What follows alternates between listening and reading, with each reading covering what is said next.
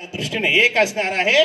मला मिळालेली ऊर्जा, मला आज मिळालेले हे नेतृत्व, त्या मुलांच्या मधला आत्मविश्वास, त्या मुलांचा हावभाव, हालचाल, त्यांची भाषाशैली, हेही मला शिकायला मिळालेलं आहे. हेही मी आज घरी घेऊन जाणार आहे. माझ्या मुलांना आणि बायका पोरांना सांगणार आहे, मला हे चैतन्याचं चांदणं आज मला मिळालंय. माणूस चंद्रावरती गेला, आता आपण तिथं पोहोचलेलो आहे, संशोधन चालू आहे.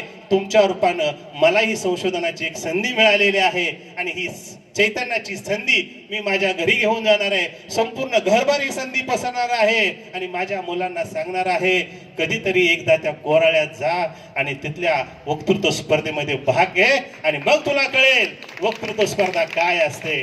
अशा प्रकारची ही आगळी वेगळी वक्तृत्व स्पर्धा या ठिकाणी संपन्न झालेली आहे. परीक्षक म्हणून आम्हा सर्वांना बोलवलं, आपण आमचा यथोचित सन्मान केला, याबद्दल संयोजन समितीला मी मनपूर्वक धन्यवाद देतो आणि मला सहन केलं आतापर्यंत, याबद्दल आपल्या सर्वांच्या ऋणात राहायचं.